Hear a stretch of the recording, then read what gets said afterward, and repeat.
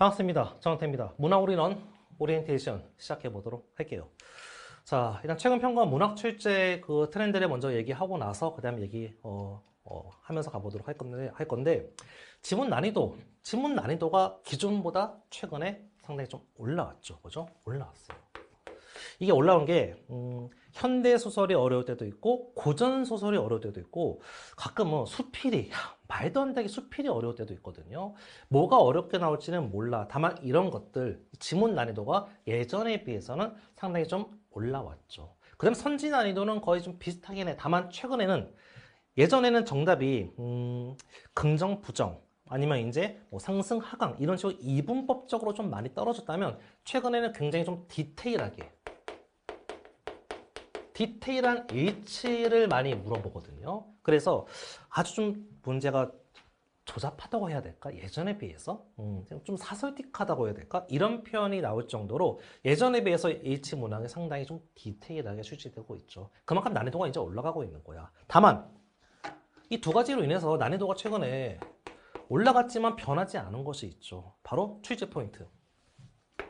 평가 문제가 좋은 것은 물어볼 만한 걸 물어보거든. 이 지문에서 가장 중요한 것들, 뭐 인물이 처한 상황, 그에 따른 반응, 시간, 공간 이런 식으로 지문에서 장르별로 중요한 것들을 평가하는 물어봐. 그래서 출제 포인트는 변하지 않고 우리가 기출을 푸는 이유도 바로 이런 거거든요. 변하지 않은 출제 포인트를 계속 체크하면서 지문을 읽고 문제를 풀면서 이 지문을 바라보는 이 안목을 평가원과 동일하게 맞추는 것이죠. 그렇죠?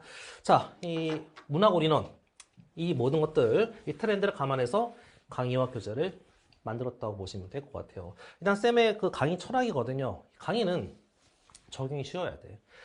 아무리 현란하게 뭐 지문을 분석하고 아무리 뭐 대단한 어떤 방식을 여러분이 알려줘도 수능 시험장에서 여러분이 그것을 쓸 수 없으면 그건 무의미한 거고 쇼맨십이잖아. 적용이 쉬워야 강의라고 쌤은 생각하고 있고 그래서 평가원이 요구하는 출제 요소를 좀 집중적으로 훈련을 할 거야. 여러분이 이제 신경 쓰지 않아도 바로 여러분이 즉각적으로 반응할 수 있을 정도로 평가원이 이런 것들을 계속 물어보니까 우리 이런 것들을 찾으면서 지문을 읽어보자.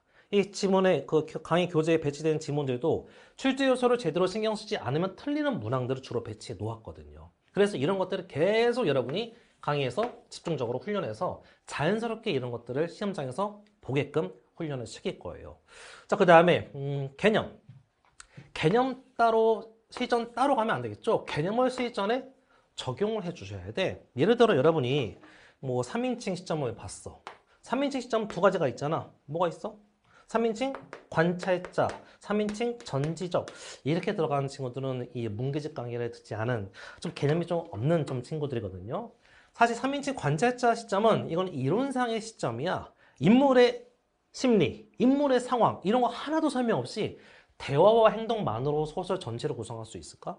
그건 어렵거든요. 이건 이론상에 있는 것이고 실제로 여러분이 만나는 것은 싹 다 3인칭 전지적 작가 시점이죠. 내신에서는 3인칭 관찰자 시점이 나오는데 그거는 그 소설 전체 중에서 일부분만 그렇게 구성한 거야.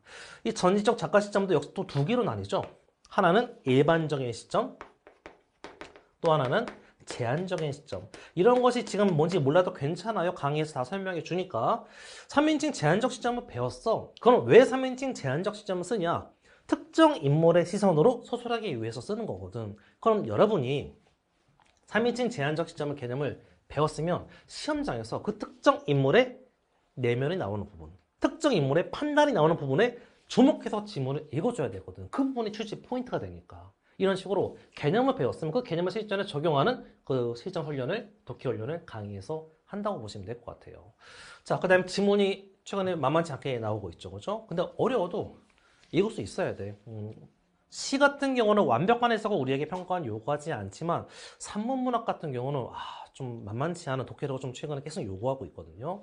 자, 어려운 지문이 나왔을 때 어떻게 읽어야 되는지, 이 어려운 지문을 어떻게 우리가 시험장에서 잡아야 되는지 그런 것들을 좀 집중적으로 트레이닝하면서 강의에서 안내할 겁니다. 그리고 시험장에서 무엇을 어떻게 해야 되는지 그냥 문제 막 오면 바로바로 문제 푸는 친구들 많거든요. 그거 말고 문제를 만나면 일단 내가 뭐부터 해야 되겠구나 그 생각이 먼저 들어야 돼. 즉 목적의식이 있어야 되거든요. 각 장르마다 어떻게 해야 되는지 심플하게 바로바로 시험장에서 여러분이 쓸 수 있도록 강의에서 안내해 주도록 할 겁니다. 자, 일단은 교재는 이제 두 개로 이제 나오는데, 본교재. 본교재는 이제 그 메인 교재와 해설집으로 일단 구성되어 있어요. 부교재는 이제 7개년, 평강기출, 나기출로 구성되어 있거든요. 자, 쌤은 이제 형강을 안 하고 이제 인강만 지금 하고 있는데, 이 형강 버전, 형강에서만 썼던 이 문화고리는 버전으로 기출 문제, 그 다음에 이제 이 기출을 좀 변형한 이 자작, 연구실에서 만든 그 문항들로 구성이 되어 있습니다. 여러분의 기출에도 자주 틀렸던 그런 요소들 있잖아, 그렇지? 그런 것들을 집중적으로 다시 한번 훈련할 수 있도록 이 문제가 구성되어 있다고 보시면 될 것 같아요. 본교재가. 자, 그 다음에 이제 해설집이 있는데, 강의를 쌤이 여러분에게 뭐 10개의 공을 여러분에게 던지면 어떤 친구들은 뭐 9개를 받아가지만 어떤 친구들은 막 5개, 4개 이렇게밖에 못 받아가거든. 그래서 강의를 다시 한번 읽을 수 있도록 과외식 해설집을 따로 이제 제공할 거야. 이걸 통해서 여러분이 이제 추가적인 이해도를 좀 높이고 좀 더 강의를 다시 한번 읽을 수 있게끔, 다시 한번 소화할 수 있게끔 그런 장치를 마련해 놓았다고 보시면 될 것 같아요. 그리고 부교재는 책에는 모든 평강 기출에 대한 분석이 들어가 있죠. 그렇죠? 뭐 이런 식이야. 강의 내용 다시 한번 과외식으로, 과외한다 생각으로 다 강의 내용을 쭉 써놓은 거거든요.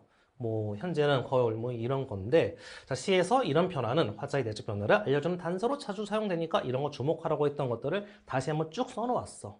여러분 딱 읽으면 쌤 목소리가 좀 느껴질 거야. 알겠죠? 다시 한번 강의를 완벽하게 분석할 수 있게끔 이제 해놓았고, 해설집을 이렇게 이용하시면 돼요. 일단 문제풀이 시간이 있어.